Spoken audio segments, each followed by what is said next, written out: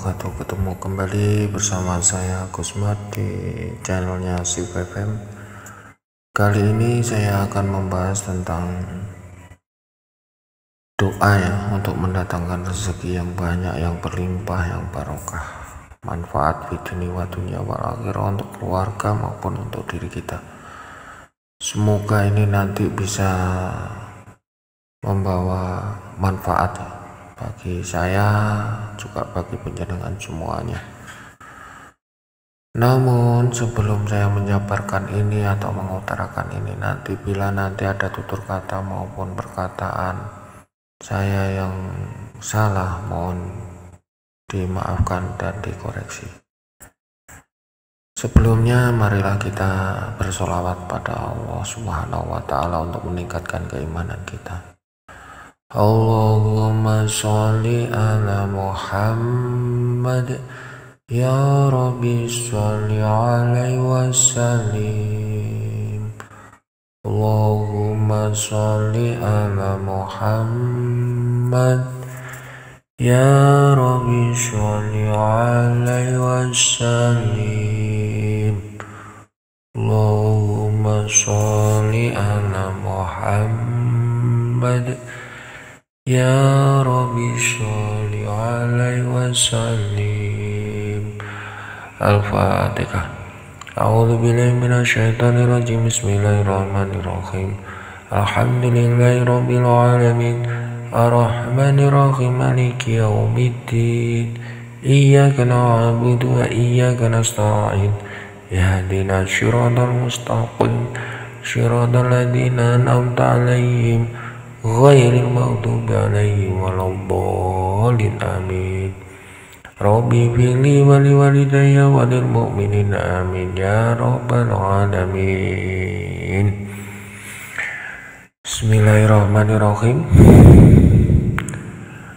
Telah disebutkan dalam banyak surat ya, atau banyak di Al-Quran maupun di hadis-hadis, seperti yang tertera di bawah ini atau yang akan saya utarakan di bawah ini.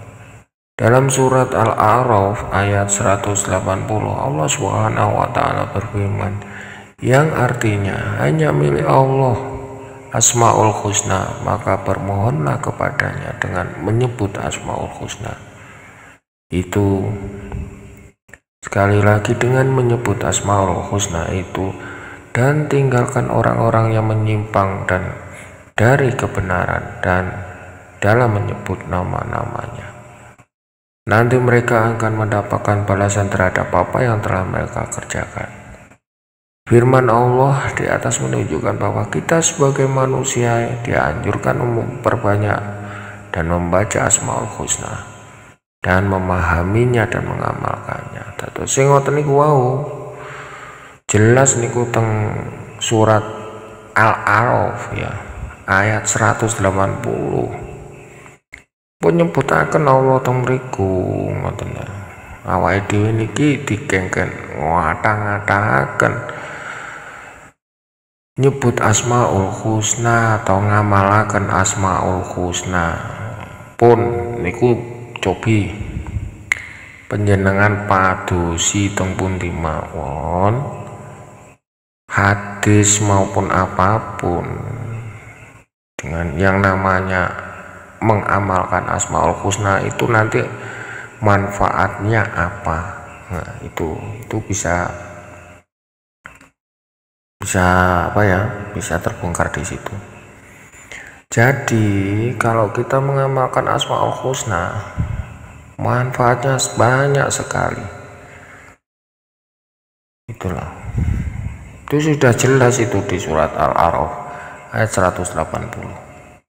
Bahkan firman Allah di atas menunjukkan bahwa kita sebagai manusia dianjurkan untuk memperbanyak Asmaul Husna, ngoten begitu, dan memahaminya dan mengamalkannya. Dengan membaca Asmaul Husna adalah wujud yang mengagungkan Allah Subhanahu wa Ta'ala dan menunjukkan bahwa kita manusia tidak memiliki daya apa-apa, ngoten. Siapa itu ngerti ini ya, awake dhewe niki mboten gadah napa-napa. awake dhewe niki ciptaane Allah. Awake dhewe niku mboten kuwasa napa-napa. Mboten saged napa-napa awake dhewe nek mboten wonten ridhone pangeran. Mboten wonten ridhone Allah taala, mboten saged napa-napa awake dhewe. Bahkan mengamalkan apapun dengan tanpa seizin Allah itu pun tidak akan terlaksana, bahkan tidak akan tersampaikan gitu. Rasulullah SAW bersabda, sesungguhnya Allah Subhanahu wa taala memiliki 99 nama. 100 kurang 1 barang siapa yang menghitung dan menghafalkannya, maka ia akan masuk surga. Niki tersebut wonten hadis Bukhari. Jelas nih, pun sangat jelas sahih. Sesungguhnya Allah Subhanahu wa taala memiliki 99 jeneng. 100 kurang 1. Sopo wonge, gitu jelas nih. Sopo wonge sing gelem amalne kali ngitung mirip. Ngitung itu kan berarti berwirid. Maka ia akan masuk surga. Nah, jelas nih kumunan. Ini diriwayatkan oleh Bukhari Muslim. Bukhari melalui nama-nama yang baik dan menunjukkan kepada kita tentang sifat-sifatnya ini, kita dianjurkan untuk berdoa dan memperbanyak membaca sesuai dengan hajat kita masing-masing. Dados sing ngeten awake dhewe nek duwe hajat napa mawon, monggo. Pertama, 1. Hadas kecil, hadas gede niku cobi dihilangkan dulu. Sering-sering wudu, batal wudu. Lantas apa? Dengan membaca atau mengamalkan Asmaul Husna itu tadi. Lantas kita, apa yang kita menjadi hajat kita datang Allah niku monggo nyuwun datang Allah. Napa sing dados hajat awake dhewe. Misalnya kita sedang mengalami kesusahan atau sing ngoten niku umpamane awake dhewe waktu ngalami kesusahan ekonomi ngoten niku. Maka kita bisa memperbanyak dan membaca Fatah dan Rozak, atau membaca Ya Fatah dan Ya Rozak. Ya Fatah memiliki arti pembuka, sehingga salah satu Asmaul Husna ini jika banyak dibaca diharapkan mampu membuka berbagai hal, salah satunya pintu rezeki. Dados ingatan cobi menjenengan amalaken waktu kesusahan ngoten niku ngamalaken Asmaul Husna. Terus napa nggih? Kale niku ngakeh-ngakehaken maos Ya Fatah, Ya Rozak, Ya Fatah, Ya Rozak, Ya Fatah, Ya Rozak niku. Sedangkan Ya Rozak memiliki arti pemberi rezeki. Tahu sing ngeten. Ya Fatah niku mau artinya membuka pintu rezeki. Dan Ya Rozak memiliki arti Maha pemberi rezeki. Ngoten. Oleh sebab itu ketika disandingkan dengan Ya Fatah, maka harapannya Allah akan membuka pintu rezeki dari berbagai arah. Ngoten. Terus nek mboten ngertosi masalah-masalah ngoten niku awake dhewe niki ngamal sing rena-rena nggih susah. Apalagi ngamalnya yang macam-macam dengan tidak diiringi tata krama atau toto kromo datang Allah. Adab kita menghadap Allah untuk meminta tidak memiliki itu. Ya seperti kita membaca teks aja. Membaca cek apalah gitu, seperti kita membaca sesuatu biasa lah. nggak ada isinya, nggak ada bobotnya gitu loh. Makanya adab kita meminta pada yang maha, yang kholik, yang maha kuasa, maha memberi, maha penyayang, itu harus memiliki adab. Sedangkan kita sendiri aja kalau meminta pada orang tua, ya seperti gini, dari jauh ibu atau ayah kita masih di teras atau di apa, lalu kita berteriak-teriak sama orang tua meminta sesuatu, ya tentu gimana itu nanti gitu loh. Coba kita bayangkan sendiri itu, apalagi kita meminta pada Allah Subhanahu wa Ta'ala yang memiliki segala sesuatu. Memang Allah itu maha penyayang, maha memberi, maha kuasa. Walaupun panjenengan itu durhaka sama Allah, tetap Allah itu memberi. Walaupun panjenengan tidak suka sama Allah, Allah tetap juga memberi. Allah itu tidak mengharapkan apapun dari panjenengan. Hanya Allah itu memberi batasan-batasan, jangan sampai hambanya itu seperti ini gitu loh. Ya, cobalah kita merenungkan sedikit tentang hal ini. Mari kita sama-sama belajar untuk sedikit mengerti tentang sesuatu rahasia Allah. Ya, walaupun tidak semuanya kita bisa mengerti ilmu-ilmu Allah itu. Namun tidak salahnya jika kita berusaha ikhtiar untuk dapat mengetahui. Setelah mengetahui ya kita amalkan gitu loh. Terus jadi kembali lagi ke atas, ya Fatah ya Rozak, ya Fatah ya Rozak. Itu sekali lagi Asmaul Husna itu kuncinya. Dan masih banyak lagi ilmu Allah itu nggak bisa dijelaskan di sini.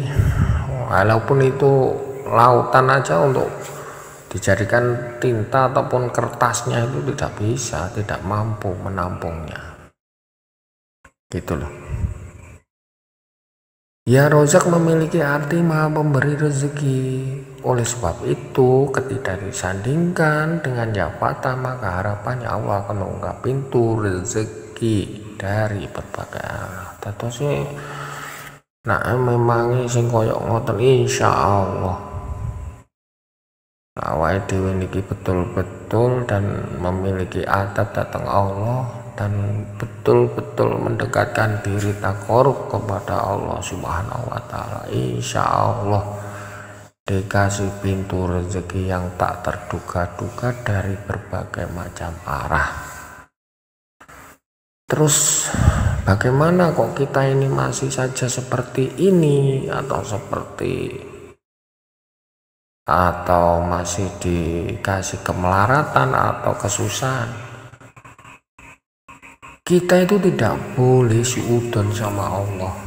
Kita tidak boleh berburuk sangka terhadap Allah, sebab Allah itu memiliki rahasia-rahasia tertentu yang diberikan kepada hambanya. Sedangkan awake dhewe iki mboten ngerteni rahasia nopo tengene Allah niku, kok awake dhewe tasih ngeten ngoten. Status orang yang sukses atau status orang yang berhasil di hadapan Allah itu bukan diukur dari hartanya, bukan diukur dari keilmuannya, bukan diukur dari apa-apanya. Banyak cerita-cerita yang telah diceritakan di hadis maupun di banyaklah yang menceritakan seorang yang alim akhirnya menjadi begini, Seorang yang kaya raya akhirnya menjadi begini, seorang miskin akhirnya menjadi begini. Kalau kita mengetahui begini loh, gampang kok. Ada siang pasti ada malam, ada malam pasti ada siang, ada gelap pasti ada terang. Seperti itu. Kalau kita itu senang, kita harus siap menghadapi susah. Itu sudah hukum seperti itu. Kalau senang pasti itu nanti akhirnya mesti susah. Itu pasti. Itu udah jelas itu. Enggak mungkin orang itu kembang ya. Taruhlah bunga itu enggak mungkin akan berkuncup terus. Nggak mungkin gitu. Seperti kita sendiri ini loh, orang nggak mungkin orang itu akan mudah terus. Satu saat pasti layu juga. Sama orang yang sehat pun demikian. Orang sehat harus berani menghadapi sakit. Orang sakit belum tentu sakit terus gitu loh. Makanya coba kita sedikit memahami tentang ini tadi.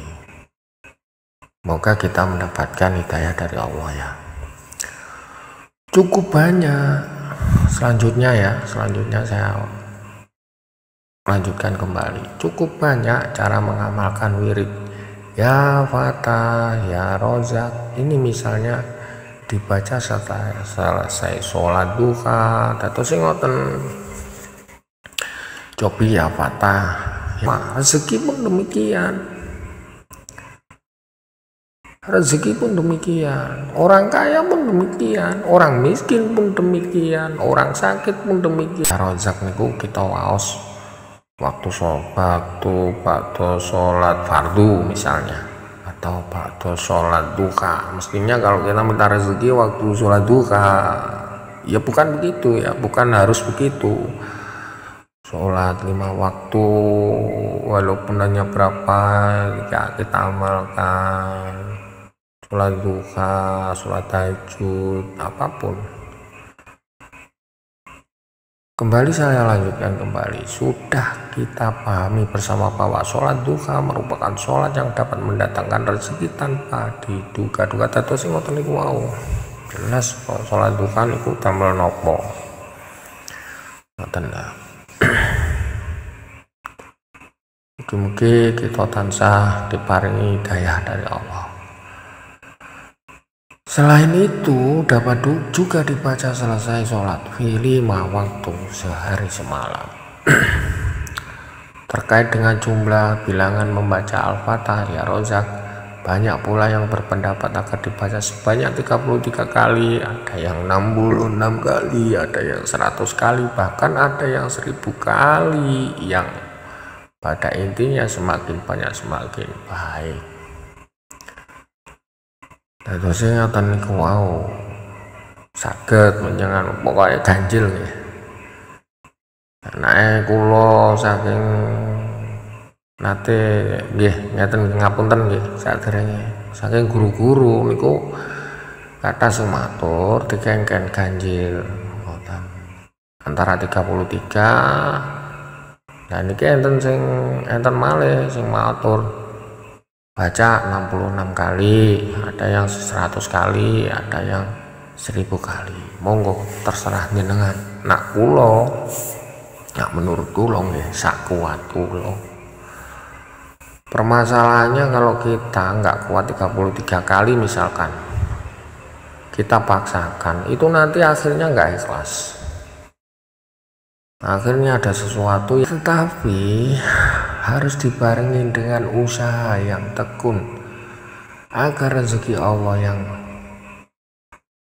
diharapkan segera datang. Terus ngeten kudu dibarengi lho, mboten pareng kok ndonga mawon lungguh ning jero masjid apa tanya kali tasbih kalau maca ya roya ya Fatah. Kang Fatah niku mbon ical teng Malaysia napa teng pundi ngoten Kang Fatah. Ya Kang Rozak niku mboten salah teng pundi ngoten. Jadi ngoten, saya kudu kalian berusaha, kalian ngamal niku usahane nopo nggih setiap hari awake dhewe niki nopo nih sing dikerjakaken nopo ngoten. Iko yang mengganjal di hati kita. Makanya kalau kulo niku kuat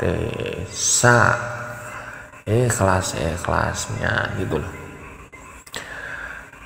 akan kali berusaha ikhtiar, sing nang pasar yo nang pasar, sing tani yo tani, sing dadi guru ya guru, sing dadi pedagang ya pedagang. Sekali lagi, derajat di sisi Allah itu bukan diukur dari harta ataupun kedudukannya di dunia ini. Ini harus menjadi patokan ya. Biasanya kita itu memandang orang itu dari harta. Satu itu terutama sekali itu biasanya dari hartanya. Wah, mobilnya bagus, wah rumahnya mewah. Itu ada kata-kata pepatah mengatakan ajine rogo teko busono. Itu kalau syariatnya begitu memang, tapi tidak semuanya begitu. Allah itu sudah jelas di situ mengatakan di sisiku Allah itu tidak membeda-bedakan yang ini dan yang itu. Yang jelas di sisi Allah itu bukan karena harta dan bukan karena jabatan dan bukan karena ilmunya di dunia ini. Itu loh. Semoga ini bisa menjadi inspirasi kita dan menjadi hidayah untuk kita, atau mendapatkan hidayah dari Allah. Semoga ini bisa kita pahami sedikit dan kita bisa mengamalkan dengan keluarga kita masing-masing. Dan jangan berburuk sangka terhadap Allah. Amin amin amin ya rabbal alamin. Semoga kita mendapatkan bimbingan dari Allah Subhanahu wa taala. Amin amin amin ya rabbal alamin. Untuk saat ini saya akhiri di sini dahulu. Semoga sekelumit kata-kata ini, sekelumit penjabaran ini menjadi kita lebih baik. Amin amin ya rabbal alamin. Allahumma sholli, jangan suudzon sama Allah. Allah kok belum memberi kita apa yang kita inginkan. Allah itu tidak seperti yang kita inginkan gitu loh. Kalau penjenengan ingin rumah mewah ya tidak seharusnya harus dituruti dengan rumah mewah, mungkin apa gitu. Seandainya kamu tahu Allah nanti mengabulkan doa kamu di akhirat, mungkin kamu tidak